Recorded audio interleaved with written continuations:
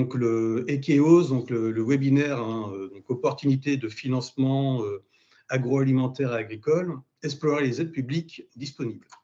Donc pour débuter, pour que ça soit plus simple pour vous, que vous compreniez bien comment fonctionne déjà EKEOS et comment fonctionne également donc avec vos projets. Donc là, on va vous présenter un cas pratique. Donc ça, c'est une entreprise agroalimentaire. Donc Monsieur Beignet, qui est chef d'entreprise, qui a son entreprise à Laval, dans les Pays de la Loire. Donc son entreprise va bien, fonctionne bien. Il se dit tiens, là, le marché est toujours porteur. J'ai pour projet, il veut développer l'entreprise et installer une nouvelle ligne de prod avec du conditionnement également, etc., de la provie à travailler, avec un peu d'immobilier justement pour agrandir également le site. Donc, au total, il a bien réfléchi à son projet, un projet à peu près 1,5 million d'investissement tout compris. Donc, il se dit, je vais aller voir mes banquiers. Il a deux banques avec qui il travaille d'habitude, en disant, comme la trésorerie est bonne, logiquement, il n'y a pas de souci. Donc, il prend rendez-vous, il rencontre ses deux banquiers.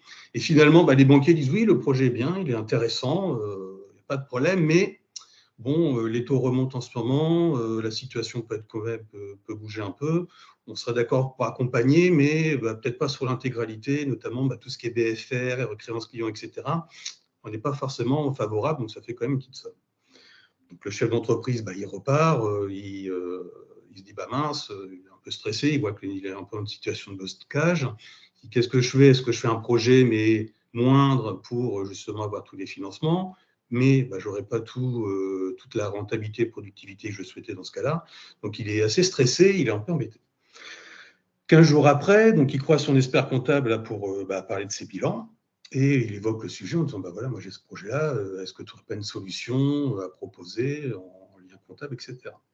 Et c'est là que son expert comptable, il dit, contacte EKEOS, donc le cabinet EKEOS, ils sont spécialisés justement dans les aides publiques, ils ont peut-être la solution qui pourra débloquer la situation auprès des banques et qui va débloquer tout ton projet. Donc, Monsieur Beignet, le lendemain, il nous appelle en disant, voilà, moi j'ai un projet, je suis bloqué pour l'instant, je suis embêté, qu'est-ce que je fais? Est-ce que vous pouvez m'aider? Donc on l'a rencontré, il nous a présenté tout son projet, on a évoqué un petit peu tous les éléments, et donc on lui a fait ce que nous on appelle un peu l'étude d'éligibilité gratuite, où on a regardé notamment tous les points en disant effectivement, voilà les dispositifs d'aide qu'on pourrait solliciter dans le cadre du projet. Comme ça, et on essaye de le rassurer également en disant on va trouver des solutions, il n'y a pas de problème. Donc, le premier point qu'on a trouvé, c'était notamment, donc on a fait l'étude gratuite, on a identifié les aides, et on lui a trouvé un dispositif qui est intéressant, mais en disant, par contre, pour pouvoir aller plus loin avec ce dispositif, ce serait bien de faire un diagnostic préalable, donc sur ton projet, sur ta stratégie, sur l'aménagement après, justement, l'implantation de tes machines au sein du site, etc.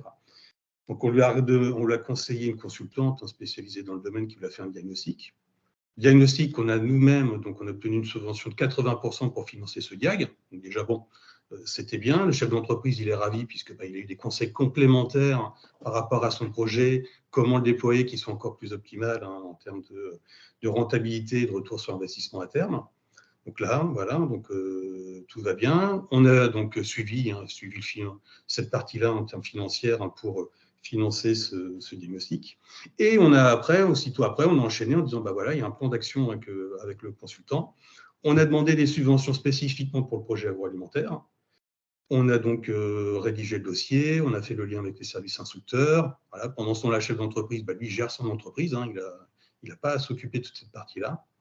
On le tient au courant d'état d'avancement, on a déposé, le dossier va passer à telle date, etc. On le rassure, comme ça, il n'y a pas de problème.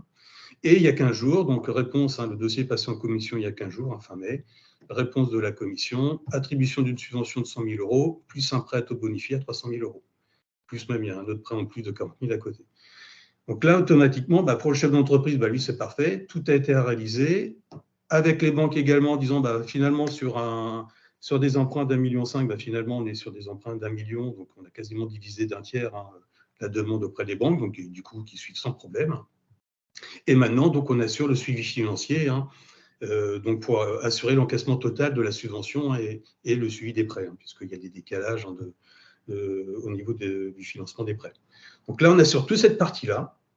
On fait le lien avec le chef d'entreprise, la banque, comme ça, les banques sont ravies, elles ont tout ce qu'il faut.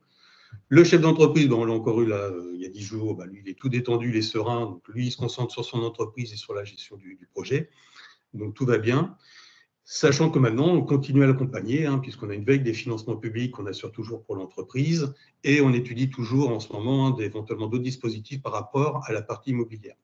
Donc voilà un petit peu un cas pratique, comment ça peut fonctionner, ce qui est vraiment important de voir le fonctionnement avec les entreprises. Donc Ekeos, rapidement, donc, on est 2 à avoir cofondé Ekeos il y a maintenant 2 ans. Donc Sarah Schreiby, donc, qui est experte en ingénierie de financement. Donc Sarah, donc, elle est docteur en sciences de gestion, enseignante également dans différentes universités et laboratoires, donc spécialiste du suivi et contrôle de gestion, puisqu'elle a été DAF, donc directrice administrative et financière dans différentes structures, universités, auprès de la SNCF, etc. Et moi-même, donc Sébastien Renaud, donc je suis spécialiste en aide publique. Donc j'ai travaillé pendant une quinzaine d'années au sein de chambres de commerce. Donc j'accompagnais les entreprises et les collectivités, notamment sur leur stratégie de développement et recherche de financement. Donc les aides publiques, donc elles vont intervenir sur différents projets. C'est important, c'est de savoir la nature des projets. Elles vont pouvoir intervenir pour financer notamment d'investissements matériels et immatériels. Matériel, l'acquisition de machines, outils, etc. Immatériel, c'est du BFR, le financement d'études, d'études, de l'acquisition de ERP, etc. D'autres financements, mais un peu moins, ça va être sur du recrutement. On va quand même regarder de temps en temps sur du recrutement, développement commercial, développement international, export. L'immobilier, donc là, c'est surtout lié en fonction du projet également à son implantation. On peut avoir des financements parfois, c'est moins souvent, mais on peut obtenir des financements sur cette partie-là. L'innovation qui est très financée en termes publics. Donc là, il y a vraiment des éléments à regarder. Et bien entendu, avec la transition écologique et énergétique actuellement, il y a des financements pour tous les projets qui portent sur le développement durable et la RSE. Les financements, plusieurs types. Donc, idéalement, on recherche souvent de la subvention, ce que nos clients préfèrent, bien entendu. Donc, la subvention, on va également vérifier les avances remboursables, les prêts à taux privilégiés. Donc, pendant il y a encore 1 an ou 2, les prêts, effectivement, les taux étant bas, il n'y avait pas forcément d'intérêt. Maintenant, ça devient intéressant de regarder un petit peu tous ces dispositifs-là sur les prêts, puisque souvent, il y a des décalages de versement d'aide au niveau notamment des capitaux, du capital. On peut avoir des réductions de charges, donc là, c'est plus lié à l'innovation.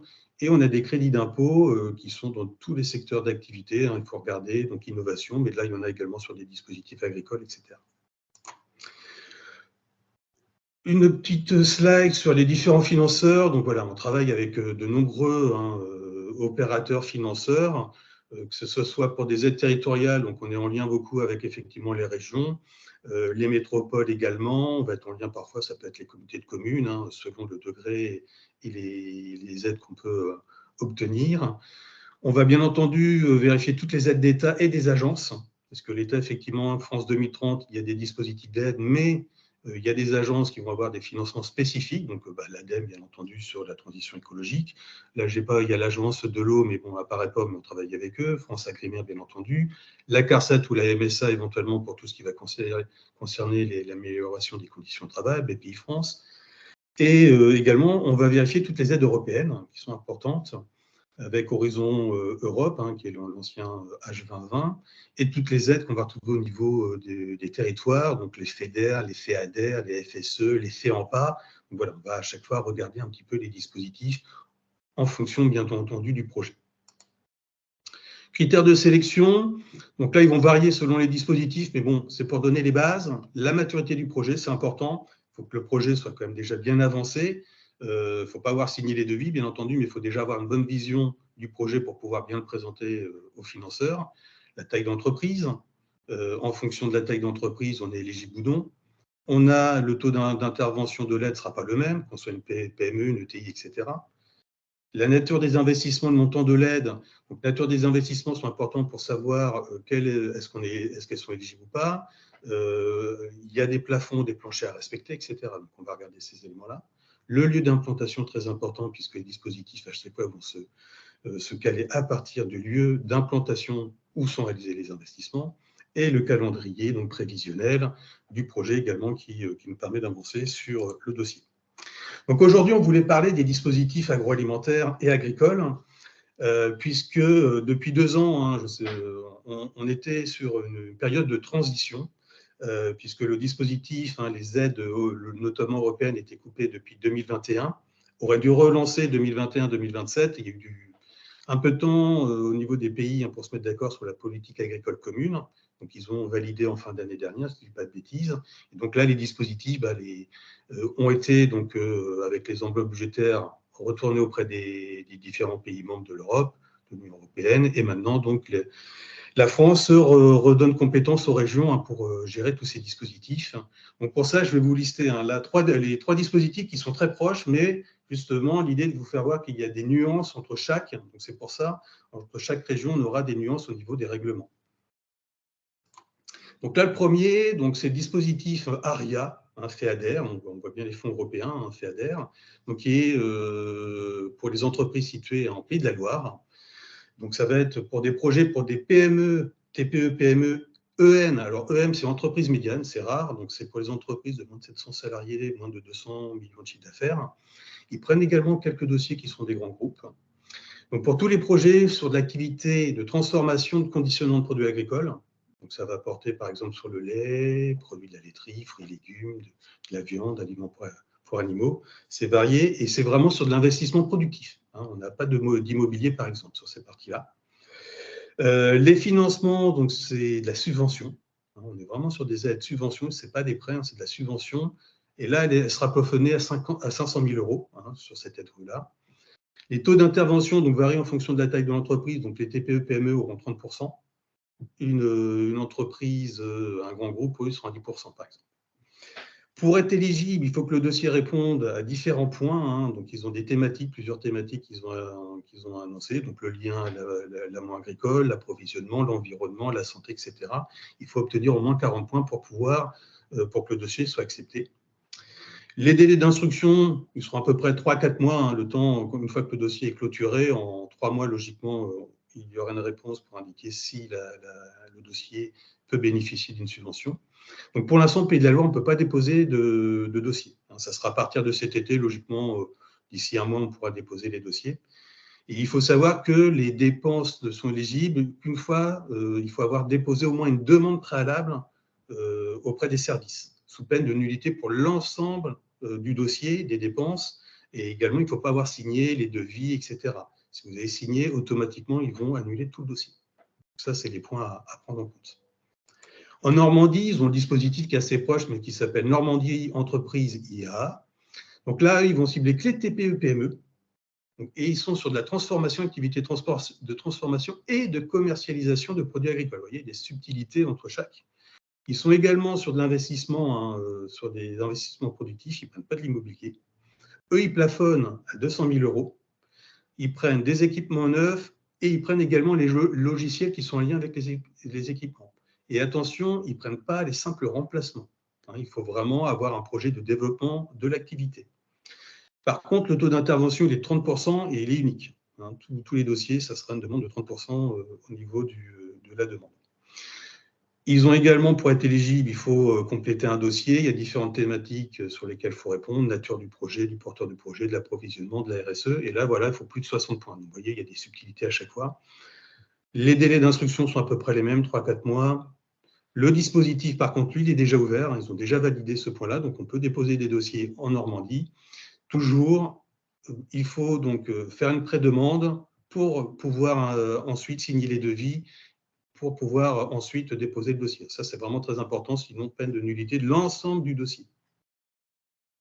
Et un troisième exemple, en Auvergne-Rhône-Alpes, donc là, ils l'ont appelé « Investir dans mon entreprise agroalimentaire ». Donc, c'est également TPE-PME. Par contre, voyons, ils n'ont pas pris les entreprises médianes, ETI, les grands groupes. Activité de transformation, conditionnement et de stockage de produits agricoles. Ils rajoutent des secteurs un peu spécifiques. Et les collectivités territoriales et les établissements publics qui œuvrent éventuellement, qui ont des projets sur ces interrogations-là, sur ce secteur-là, ils peuvent également prétendre au dispositif. Vous voyez, on a vraiment des nuances à chaque fois. Même principe, projet sur de l'investissement productif lié à la filière. Plancher, il est à 100 000 €. achat de matériel neuf et d'occasion. Ils prennent également le logiciel avec les machines, également les ERP éventuellement, même s'ils n'ont rien à voir avec les machines.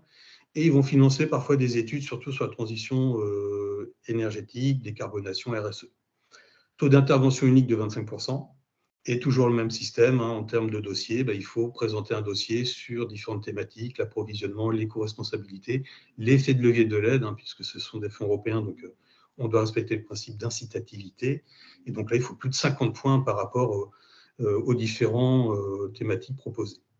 Le dispositif est déjà ouvert, on va pouvoir déposer déjà maintenant les dossiers avec la même logique, faire une demande préalable. La demande préalable permet ensuite, à partir de là, de signer les devis, le temps de constituer le dossier, et sous peine de nullité, sinon si vous avez déjà signé des dispositifs avant d'avoir fait cette demande. Un tableau comparatif qui récapitule un petit peu tout ce qu'on vient de se dire. Donc, sur 3 régions. Alors, chaque région va avoir, l'idée va avoir ses spécificités en Bretagne, que ce soit dans les Hauts-de-France, le Grand Est, etc. À chaque fois, on aura des éléments qui vont varier, qui fait qu'une entreprise pourra être éligible d'un côté, pas de l'autre pour telle raison. Donc, à chaque fois, il faudra bien vérifier tous ces points-là. Donc, on voit bien les cibles vont varier entre les régions. On voit bien en plus qu'en Pays de la Loire, il faut avoir plus d'une année d'activité pour solliciter. Ils ne prennent pas de la créa, ce qui n'est pas le cas en Normandie et en Auvergne-Rhône-Alpes. Les dépenses éligibles, matériel, équipement neuf, ils vont plus loin en Normandie où ils vont mettre des logiciels également liés au matériel. Et en Auvergne, ils prennent même de l'occasion et ils prennent également tout ce que j'ai dit tout à l'heure, des ERP, etc. Les taux d'aide vont varier, ne sont pas les mêmes entre chaque. 10 à 30% en fonction, on est plutôt avec des taux uniques parfois.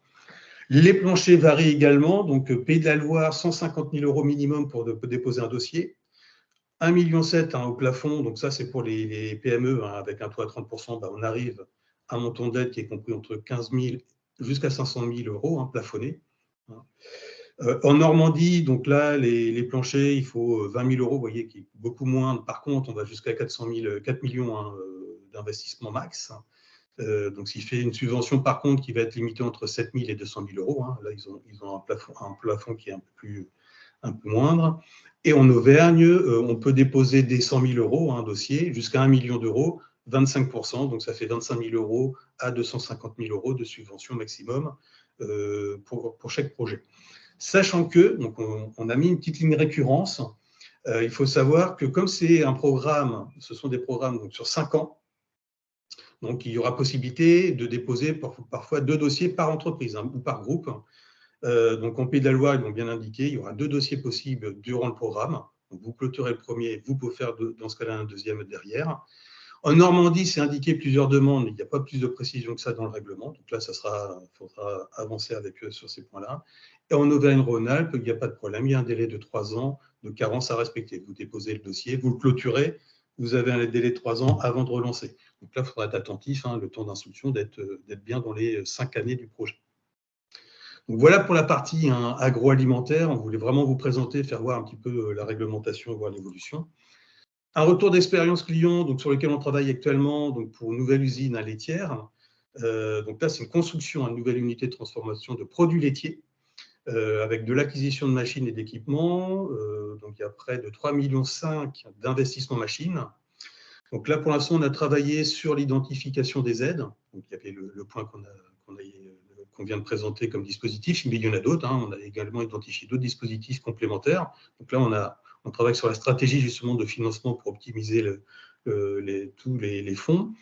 Et donc, on est en train de commencer le montage des dossiers pour pouvoir les déposer dans les prochains jours. Donc là, avec les dispositifs, on en a 3 d'identifiés. Donc, on a estimé, puisque là, on est en cours de dépôt des dossiers, donc une subvention potentielle, on est bien sur des subventions d'1,9 million, qui correspondrait à 55% du montant d'investissement.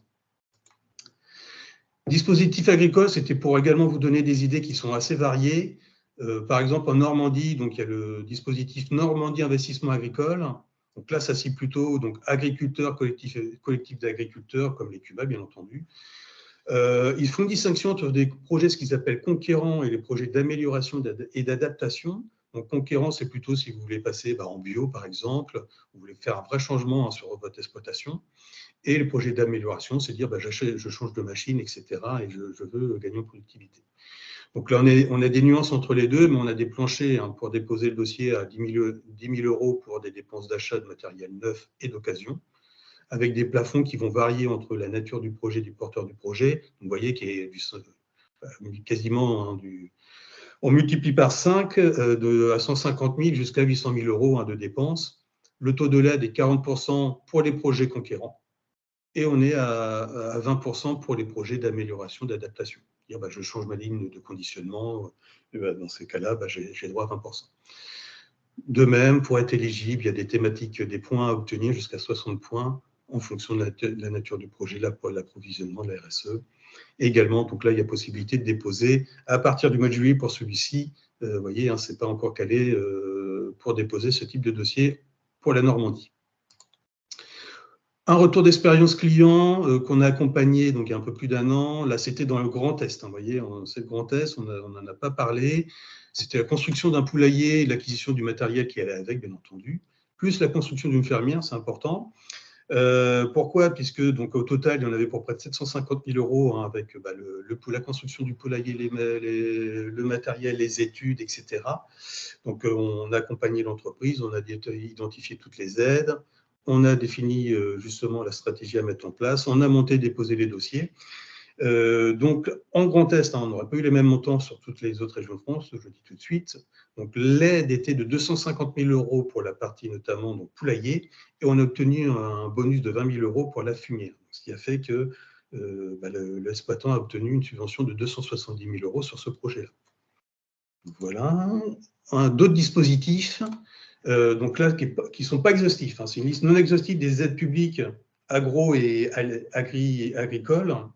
On a essayé de donner des exemples par région. Donc, notamment en Occitanie, il y a un pass investissement pour des petits projets agricoles.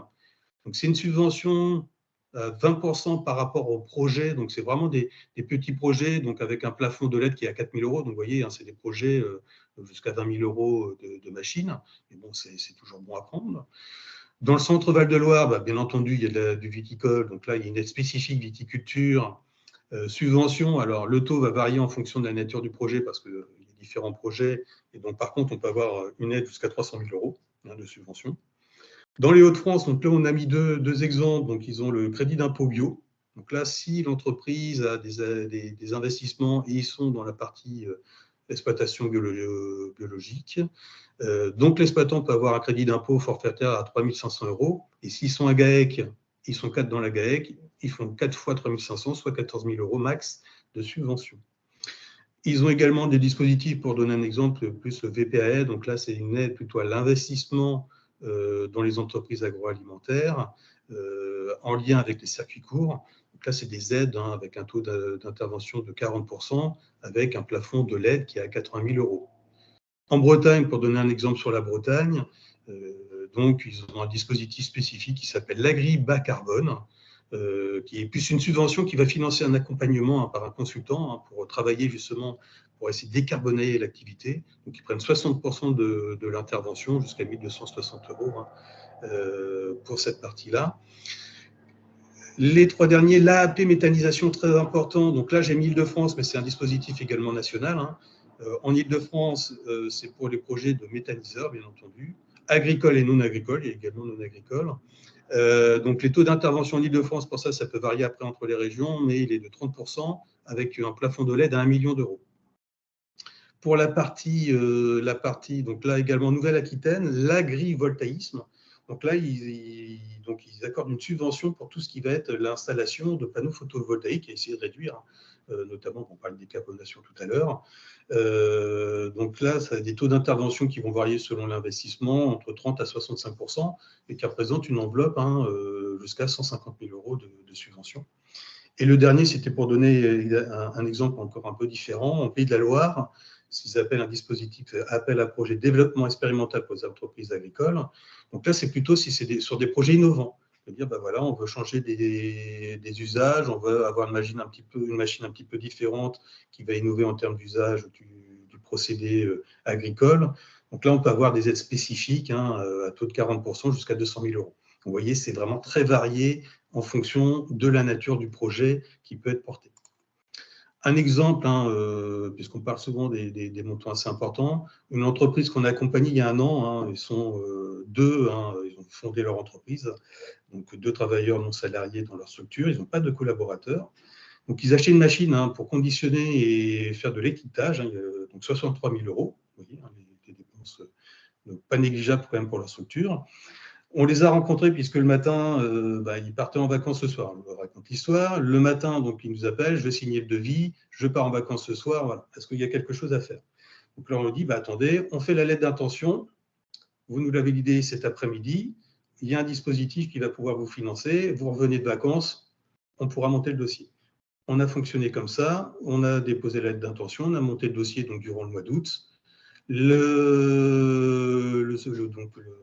dossier était instruit pendant le mois de septembre et début octobre, ils ont une confirmation, subvention, 20% de la machine qui fait 12 700 euros si je ne dis pas de bêtises. Donc pourquoi se faire accompagner? Donc voilà, l'idée c'était de vous faire voir un petit peu aujourd'hui. Donc il y a vraiment différents dispositifs. Donc il y en a qui sortent, il y en a qui sont déjà en place, il y en a qui vont revenir. Donc c'est vraiment très technique en fonction des régions, etc. Est-ce qu'on est éligible ou pas? Donc c'est important de se faire accompagner pour vraiment déjà identifier cette partie-là. Et également après de monter les dossiers. On gagne du temps, bien entendu, puisque nous on est habitués à monter ce type de dossier, à bien le rédiger, à le tourner dans le bon sens, à mettre tous les éléments dans le dossier, puisque s'il manque par exemple un RIB, ça peut être éliminatoire sur l'instruction du dossier. Donc voilà, nous on va vraiment faire attention à tous ces éléments-là, on va sécuriser bien entendu. Et on va également donc serrer, le chef d'entreprise sera beaucoup plus serein, souvent c'est ce qu'on voit bien. Et on va optimiser les gains. L'idée, c'est qu'à chacun, on va regarder s'il y a différents dispositifs. Il y a des flux d'eau, on va aller voir l'agence de l'eau. Ça améliore les conditions de travail, on va voir la CARSAT ou la MESA, etc. On va essayer d'optimiser un petit peu à chaque fois ces points-là. Donc, voilà, je pense que moi, j'ai fini. Voilà, j'étais un petit peu plus long que prévu. Donc, voilà, on va pouvoir passer aux questions-réponses que vous avez déposées sur le chat, éventuellement. Est-ce que vous pouvez sinon activer vos micros. Hop, j'ai arrêté le partage d'écran. Hop. Et vous pouvez, n'hésitez pas, est-ce que vous avez des questions? N'hésitez pas.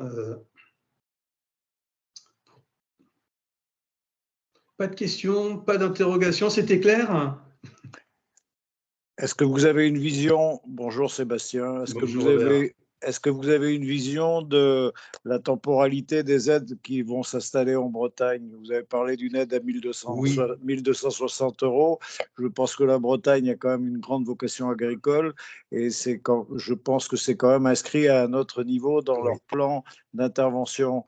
Est-ce que vous avez une idée de la période où on va débloquer la procédure? Merci. Donc, merci Robert. Effectivement, donc là, on a présenté donc, Normandie, Aura et Pays de la Loire, puisqu'on a les éléments, on a les règlements. On a échangé avec les services instructeurs qui nous ont donné tous ces éléments-là. La région Bretagne, pour l'instant, ils ne veulent pas communiquer, puisque le règlement, il n'a pas encore été validé en commission. D'accord. Il sera validé à la fin du mois, au début juillet. Et donc, si jamais la commission ne veut pas communiquer, puisqu'ils ont dans le doute que la commission modifie quelques éléments, on ne sait jamais.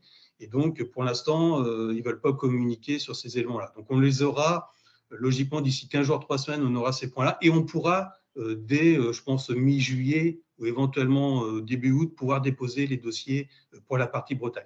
Ça va pas tarder. Est-ce que vous avez une idée des points ou des focales sur lesquels ils ont l'intention d'intervenir plus particulièrement? On n'a pas du tout, ils n'ont pas voulu communiquer. Donc nous, on connaît, ils avaient un dispositif qu'ils ont coupé en avril 2022, voilà, qui était assez large, qui reprenait un petit peu comme celui des Pays de la Loire. Alors, par contre, le plafond des aides était à 2,9 millions. Donc là, peut-être qu'ils vont réduire, est-ce qu'ils vont le mettre à 500 000, à 1 million, on ne sait pas. Et à l'époque, il était quand même assez élevé. Donc là, et ils étaient que sur du neuf. Je me rappelle, ils ne prenaient que du neuf, il n'y avait pas d'occasion. Et c'était un taux qui était unique à 30%. OK, merci. Donc voilà, donc maintenant on attend avec impatience sur données. D'autres questions, Madame Durand, peut-être? Oui, peut-être, oui. Oui. Oui. Je voulais savoir comment pouvons-nous avoir une visibilité sur l'ensemble des aides disponibles dans toutes les régions de France? Ah bah, c'est notre métier. C'est très, très compliqué. C'est pour ça, hein, c'est très compliqué. Vous voyez, nous, on a l'avantage d'échanger avec les services instructeurs. Donc, Pays de la Loire, on a les infos. Laura, ils nous a envoyé en disant, bah, tiens, pour info, voilà les dispositifs. C'est l'avantage, c'est que nous, généralement, la Bretagne, bah, on a échangé, ils nous ont dit, bah non, on ne peut pas, pour telle raison, on ne peut pas communiquer. Donc, nous, on a notre veille automatique. Nous, on a un suivi sur tous les dispositifs. L'idée, c'est que de connaître à chaque fois tout ce qui existe et surtout tout ce qui va sortir. Hein, là, nous, on savait, cette année, depuis début d'année, on est à chaque fois, notre veille est très active sur l'agricole et l'agroalimentaire, puisqu'on sait que les dispositifs bougent. On le savait très bien. Donc, nous, on fait vraiment toute cette partie-là, et automatiquement, nous, on est habitués, hein, dès qu'on nous dit, notre projet, c'est la première question quasiment, où est-ce qu'il est implanté? Et en fonction du lieu d'implantation, paf, on prend le règlement, nous on connaît après, et on va vérifier en disant, OK, votre projet il rentre dans tel critère, ou quelles sont les problématiques qu'on peut rencontrer, et on trouve les solutions avec l'entreprise. Ça, c'est important, de pouvoir dire, là, attention, il y aura tel point. Nous, on a eu un cas, je ne vais pas trop parler, on a eu un cas comme ça avec deux entreprises, deux projets très proches, deux entreprises quasiment identiques, qui achetaient deux machines, mais dans deux régions différentes. Une, ils ont obtenu une subvention sans problème et l'autre a été bloquée puisque dans le règlement, ils interdisaient les SAS. Donc, toute structure à statut SAS était refusée. Pourquoi? On ne sait pas. Donc, on a essayé de négocier, ils n'ont pas voulu. Un financeur a dit non, non, c'est comme ça.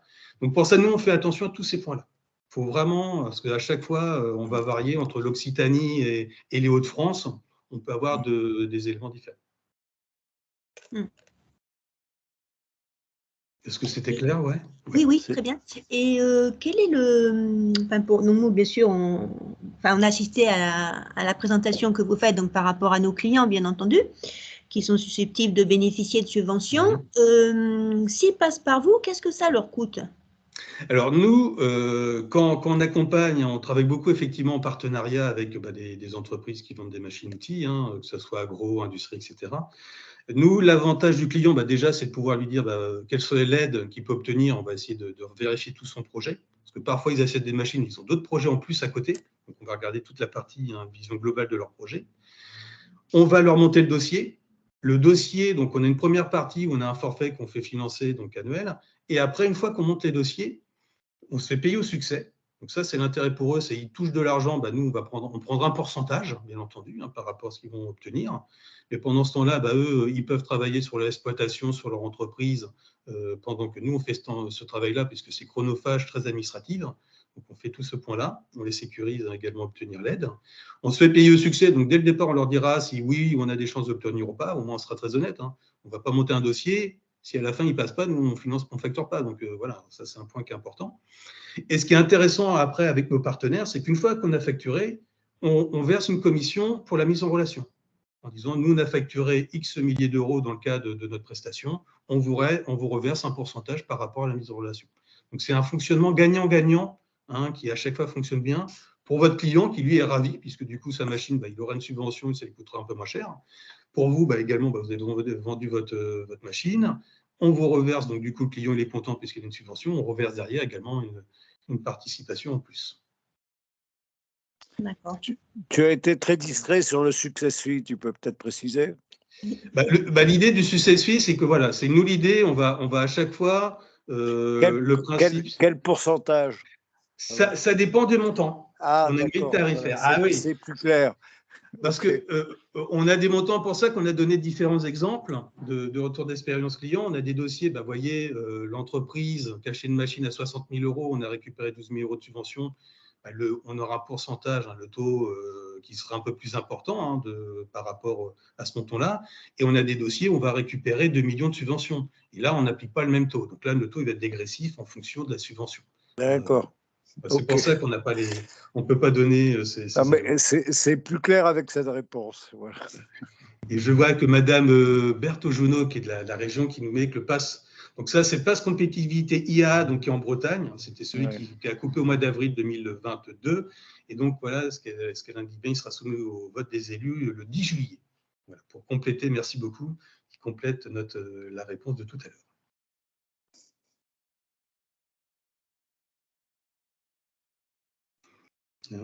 Est-ce qu'il y a d'autres questions? N'hésitez pas. On s'était dit 11h45, donc n'hésitez pas s'il y a des questions, il n'y a pas de souci, c'est l'occasion.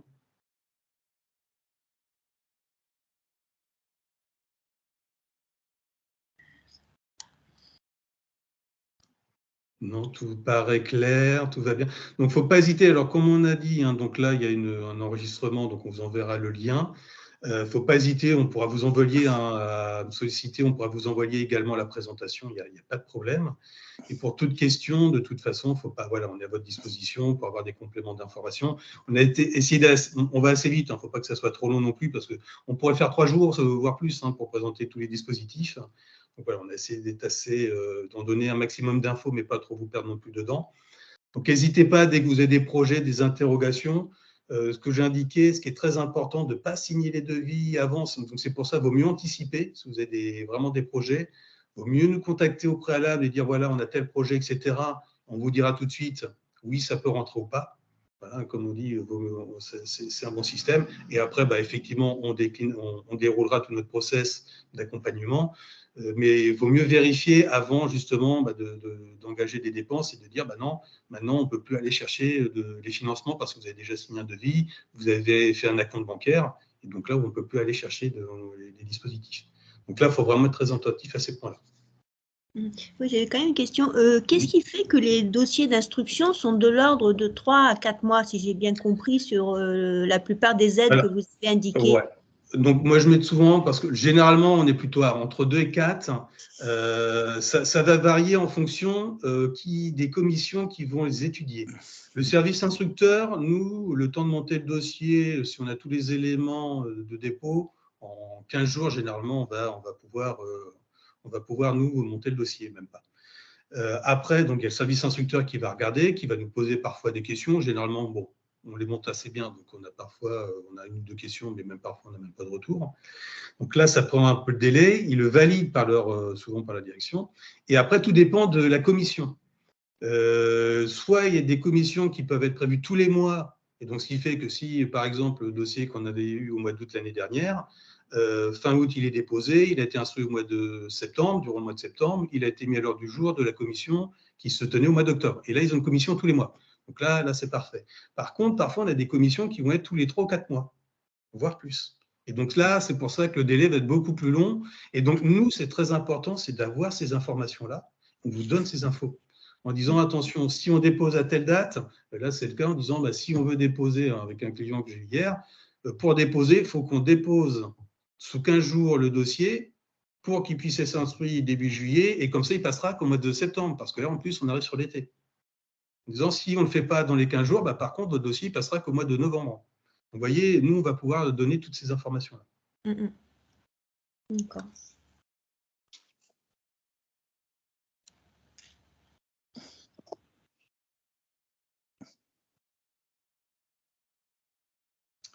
Voilà, je vois l'heure passe. Est-ce qu'il y a d'autres questions, d'autres interrogations? N'hésitez pas.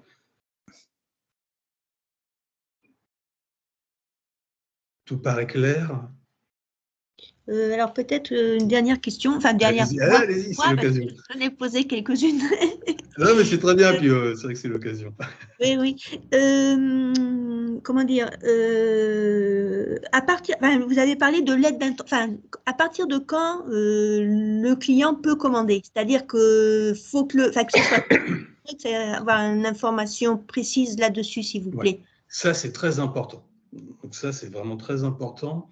Donc là, le fonctionnement de la plupart des dispositifs, je dis bien de la plupart, fonctionne. Alors moi, ce que je vais appeler une lettre d'intention, mais qui a des termes un peu différents, il faut faire une demande sur le site maintenant en plus, c'est en ligne, c'est dématérialisé. Il faut faire une demande préalable en ligne, sur la plateforme pour dire voilà, on a tel projet, telle entreprise a tel projet d'acquisition de telle et telle machine, l'entreprise fait telle, voilà. On fait cette demande-là en ligne.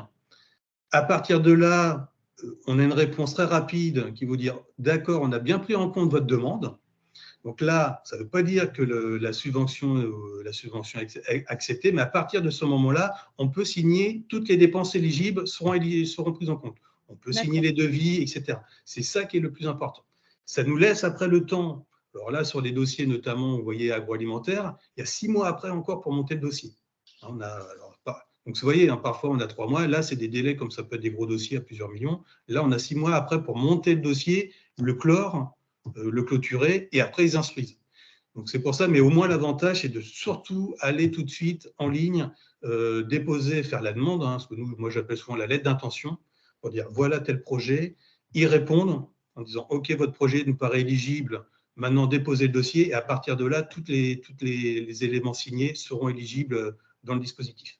Donc ça, c'est très important à tenir compte. Pareil pour les acomptes bancaires. Pas d'acompte bancaire avant, etc. Très, très important. Ça, c'est la base. D'accord.